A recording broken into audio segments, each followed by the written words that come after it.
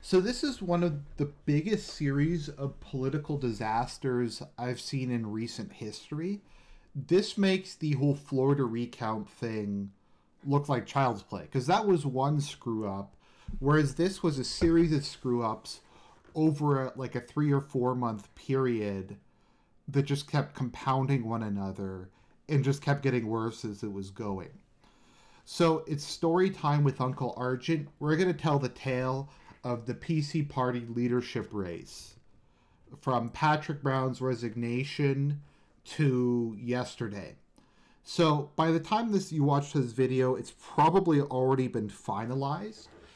As I'm recording this, we're still not entirely 100% sure who won. Christine Elliott is still contesting the election, which I can't really blame her for. We'll get into that later, though. But if anything's kind of out of date, that's pretty much the only thing. So, as far as we know, Dougie here is the leader of the Conservative Party of Ontario. So very briefly for my American and British viewers, the PC Party of Ontario is the Progressive Conservative Party of Ontario. Why it's called the Progressive Conservative Party in Canada is because there's a Progressive Party that merged with the Conservative Party, and so it used to be called the Progressive Conservative Party federally, but it collapsed in the aftermath of Kim Campbell's campaign, and the Quebec wing of it became the Bloc Québécois, the eastern wing became the Federal PC, and the western wing became the Reform Party and then the Alliance Party. And then later on, the PC and Alliance Party merged to form the Conservative Party of Canada. So if you're wondering why the provincial parties are named PC Party, but the federal party isn't, that's the reason. But I think they're associated. So it's kind of your typical center-right milquetoast party. So they've lost a series of elections they should have won against the Liberal Party, which has been in power, I think, 14 years now in Ontario. But I'm not really going to go into detail about that. It's not important. Let's just say we've been taxed to death, and there's all kinds of social programs, social policies that are, in my view, very harmful. So about 4 years ago, we had Patrick Brown became our leader. We've had a series of, I say we because I am a member of the party, largely so I can vote in leadership races, but that's neither here nor there. So 4 years ago, we had Patrick Brown become leader. Now, the PCs have gone through 3 leaders in 3 elections. They had they had Ernie Eves. He was a disaster. He got removed. Then they had John Tory. He was a disaster. He got removed. Then they had Tim Hudak. He was a disaster. He got removed. So then they elected Patrick Brown. Now, I didn't like Patrick Brown for a couple reasons. The first being we're pretty sure he rigged the nomination by signing up a bunch of people. There was like some controversy that happened during this election where he claimed there was 200,000 PC members, but it turned out there was only 37,000. So people were like, where did the other 60,000 go?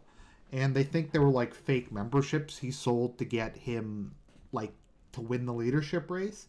But yeah, he ran as a social conservative, and he got all these endorsements, and he said that we're going to overturn the sex ed curriculum. For those of you who don't know, the sex ed curriculum was written by former Deputy Education Minister Ben Levin, who is in jail now for kiddie porn. So he wrote the sex ed curriculum. You can't talk about that. That's hate. It's hate to say that maybe it's not a good idea to have a sex ed curriculum written by a pedo. That's hatefulness. So he's like, we're going to tear this up. We're going to get rid of it. We're going to bring family values back. And as soon as he got elected, he stabbed the social conservatives in the back. And he said, if you're a hateful, bigoted person who's not accepting, then you should vote for some other party. So he kind of ran. He tried to take the party to the left despite running to the right.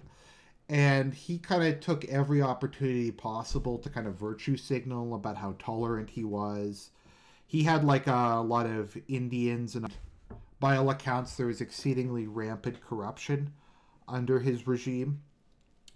A big issue is there's a number of police investigations going on because it turns out he probably rigged a lot of nomination races.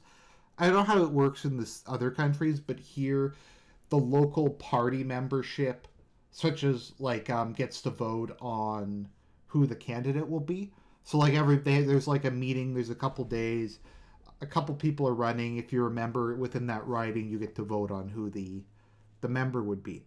So he rigged a number of riding associations and did ballot stuffing and stuff. So he's under investigation for that. There's a whole bunch of sleazy financing stuff. The PC party was in massive debt, and suddenly it wasn't in massive debt anymore.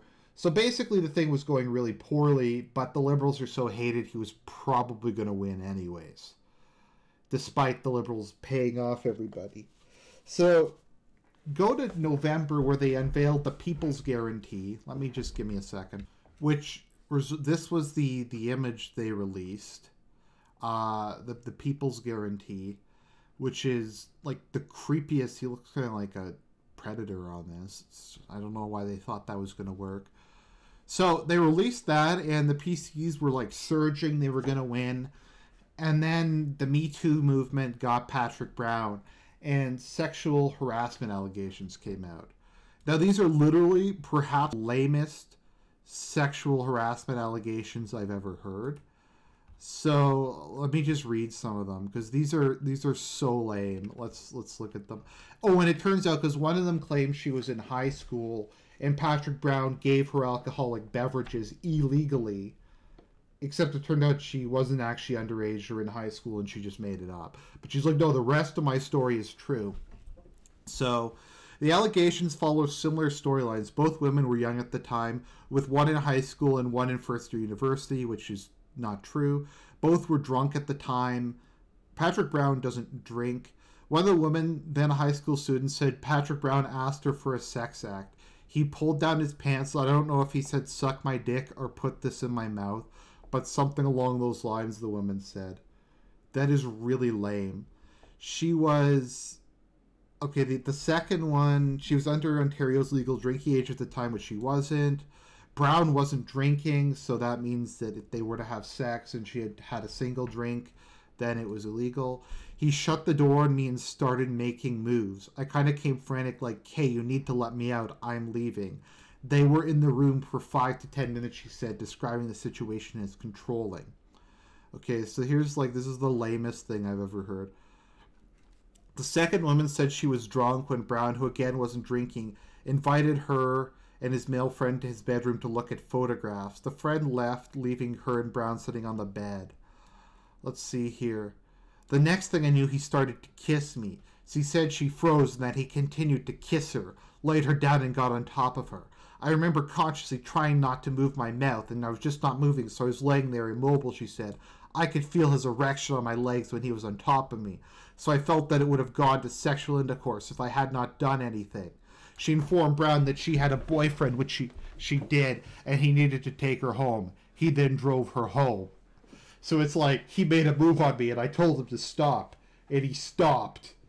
And that was the sexual harassment allegations. So that led to this, which is unbelievably lame. This was his... So, what most people would do if something like this came out, is this came out at 8 or 9 p.m., is they go, okay, this is bad. Maybe we shouldn't respond to this right away to show we don't take it super seriously. Maybe, what you got to do is, this is really kind of, stressful, and, what Patrick Brown probably should have done is either had a surrogate go out and make a statement on his behalf. Even if it was just, we'll address this tomorrow morning, it's too late, etc. He should have had people there with him. He should have had his mother and sister there, or just some female cabinet ministers. And he was, crying and emotional during this. And you don't give a speech like that. If he had have waited, if you're that emotional, go get some sleep, take a couple sleeping pills if you have to, wake up the next morning, get yourself riled up, drink a couple cups of coffee, and go face the press. Or get your press secretary. I learned about Instead, troubling allegations about my conduct and character, and I'm here tonight to address them. First, I want to say these allegations are false, categorically untrue, every one of them. I will defend myself as hard as I can with all means at my disposal. It's never okay for anyone to feel they've been a victim of sexual harassment or feel threatened in any way. Let me make this clear. A safe and respectful society is what we expect and deserve. And no one appreciates that more than I do. I've got 2 younger sisters who are my best friends. I've grown up in a family that has taught me good values. My values and beliefs are those that we need to move forward to eradicate sexual violence and harassment across the province, across the country, everywhere. I know the court of public opinion moves fast. I've instructed my attorneys to ensure that these allegations are addressed where they should be in the court of law. In short, I reject these accusations in the strongest possible terms. It's not my values. It's not how I raised. It's not who I am. Are you saying these women are liars? So he was completely alone, no staff. His entire staff basically immediately resigned. And he resigned. So Patrick Brown resigned amidst. That's him running away completely alone, looking depressed and dejected. So he was, ladies and gentlemen, we got him. So eventually, so he resigned and they announced they were going to have a leadership race. So immediately we had Dougie was the first one to announce. Then we had Christine Elliott. Then we had Caroline Maroney and Tanya Granick-Ellen, who's actually who I voted for. But yeah, so later on, Patrick Brown briefly claimed that he didn't actually resign as leader. Somebody resigned for him as leader, and therefore he was actually still leader of the party. But then that was just never mentioned again. So they're having the leadership race. Let's see here. Patrick Brown says he never resigned. That's just like another step of this whole dumpster fire. So new information raises questions about allegations. So like, I think most people, I've heard rumors that he is a womanizer. Now, being a womanizer isn't illegal. You might think he's like a sleazy asshole, but I don't think he did anything illegal. Like Gian Gomeshi, don't get me wrong, he's a sleazy piece of shit, but did he do anything illegal? No, I don't think he sexually abused anybody. It just, I don't know, it was just white knighting. Let's see here. So, previously given. The driver denies taking the first person to the house. I do not recall a single incident when I took her to Patrick's. I didn't even know that they knew each other. She wasn't actually in high school. She was not in high school, but like it doesn't matter. Like that's irrelevant, ladies and gentlemen. The fact that she lied about core aspects of her story doesn't mean it was fake. So I mean, like, what did any of this actually happen? Did the Liberals do it? Did his enemies within the party, because people hated him in the party, do it? Who knows? The whole thing was a mess. Like, how often do you have someone resign this close to an election? Not very often.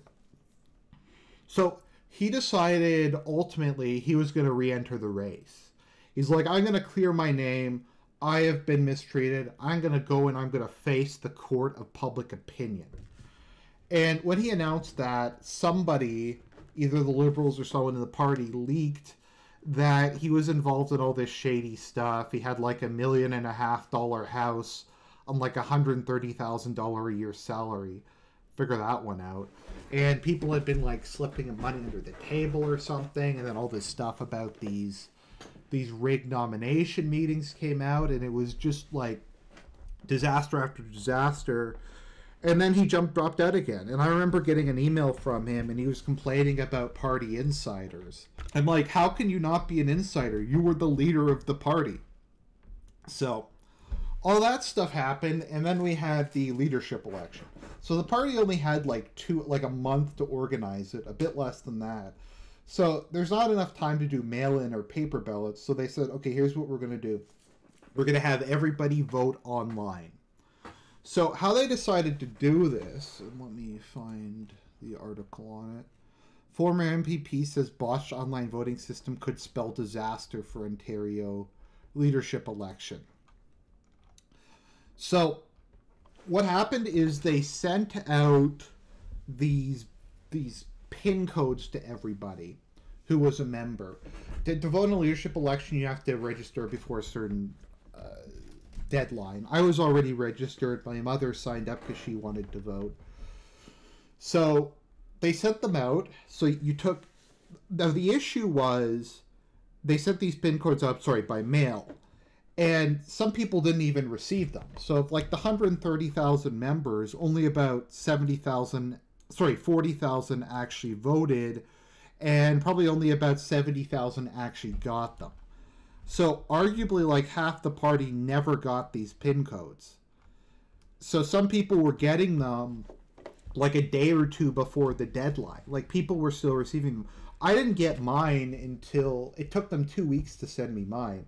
And I got mine like 4 or 5 days before the voting deadline. They had to change the voting deadline, I think, multiple times because it was such a it was just such a mess. So I got my PIN in the mail. So you have to go and enter your PIN online and with a copy of your ID. And then they would send you a ballot by email that had another PIN code in it. And then you had to go online and vote. And it took them like 4 days to send me the ballot. And that was fairly typical for people. So people would get their PIN number. I think the deadline was like Thursday morning. Forget if it was Wednesday or Thursday morning. But people were getting it Tuesday and they were submitting their PIN and they didn't get their ballot in time to vote. And this was pretty widespread. And my mother's not even sure if she did vote because she voted... And then she got an email that said, you didn't vote, you should vote now. And then she tried to vote again, and it said, your vote has been submitted. So I don't know if her vote counted. I don't know if my vote counted. Nobody really knows what happened. So it was a disaster. Let's see here. What would you call an election where only 1 of 3 members could vote? I call it a scandal.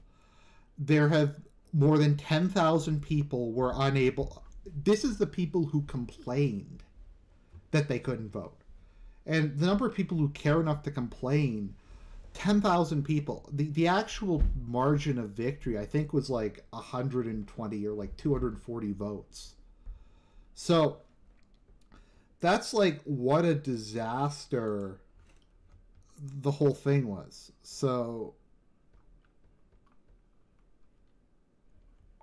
yeah, that's just how it's awful. And that thing just got worse and worse, and then we had more people coming out. There was actually a lawsuit that some party members tried to bring an injunction against the party to try to get the deadline moved and to get the convention moved, and the judge didn't. But have you ever heard of such a thing? A judge like trying to delay a leadership process? The whole thing is just beyond crazy. So that happened. Now let's talk a little bit about this whole voting process thing. So this is how crazy the PC party is, and this is how inept they are. So you type in Progressive Conservative Party of Ontario. This is what I went through when I was going to vote. So, okay, so it was actually different. Let me just bring up, because I screen capped this. So the PC Party of Ontario has 2 websites. They have OntarioPC.com and OntarioPC.ca, and .com at least used to show up first for me. Now, you'd be mistaken to thinking, well, it's just the same website, right? No, they're completely different websites that have completely different content. Let me just see if they've actually bothered to update it yet in the last little while. Okay, so yeah. So this is OntarioPC.com, and look at how bad this looks. But this has not been like updated since January 27th. Do these 2 websites look at all similar? Like at all similar? No, they're completely different websites. And the wrong website was showing up at the top. Like, look, we have November 4th, January 27th, and now we have this horrible... Meet our new interim leader. I'm going to screen cap this. Meet our new interim leader, but what? But Doug, so you have the new leader and the interim leader, and they're over each other. So for a lot of people who were searching, this is what popped up, not this. And I'm going to show you what's even worse. What they had up is there was a page on that website. Let me see if it's still up. Okay, so let me just bring this up. Okay, so this is what it looked like when I was trying to vote. So the top result was OntarioPC.com/voting. Now, like think about this for a minute. What did the website I just show you look like it was updated since January? No. So what the hell is this leadership voting thing that's showing up in the top of Google search results? What even is that? So let me see here. Let me just bring this up and I'll show you. So this is what it looked like. This is on the .com site. This was the top search result for Ontario PC voting. So when and where do I vote? Enter your postal code. Now you would be forgiven for thinking this is where you vote. This is the leadership voting form from the last provincial election, the last leadership race. So they had it up. So the top search result was for an out-of-date site that had a leadership form that didn't work. Just think about that for a minute. Think about how insane that is. So like, no wonder people couldn't figure out. I almost like called the party because I was like, how the hell am I supposed to vote? Where do I enter my PIN number? What is this?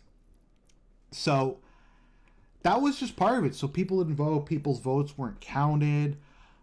People went to this website. I don't know who even knows who actually voted. It was a complete and total disaster. So then we get to the actual election day where we're having the vote, and the vote was a disaster.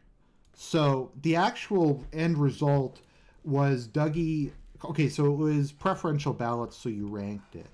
For those of you who are wondering, I went Tanya Granick-Allen, who is a social conservative pro-life activist and professional troll, who basically ran just to troll people and just to get right-wing talking points in. And during the debate, she just called them pussies and stuff, and she's just awesome. And she's a mother of 4 kids. So I really like her. So I put her as number 1 because she wasn't going to win. I actually put Christine Elliott, who's kind of the center to the center left of the party, because I thought she was the most likely candidate to safely beat Kathleen Wynne, and I just want her gone. And then I put Doug as my 3rd. I didn't really have a preference between these two. I just don't know. I guess I would prefer Dougie a bit more, but I wasn't confident he could win. And then we had Caroline Mulroney, who was running solely because her father was the former prime minister. And she was a Valley Girl airhead and utterly intolerable. So let's just think about this for a minute. There is 0.5% or so difference between the two of them. With everything we've talked about, the fake website, the ballots not getting mailed out, the votes not getting counted, etc., does anybody think that this result is legitimate? Can you even say somebody won? No, you really can't say anybody won. And because my mother voted for Christine Elliott as her first pick, but we don't know if her ballot was counted, and there was 240 votes separating them. So would that have been one of the 240 votes that would have changed the results?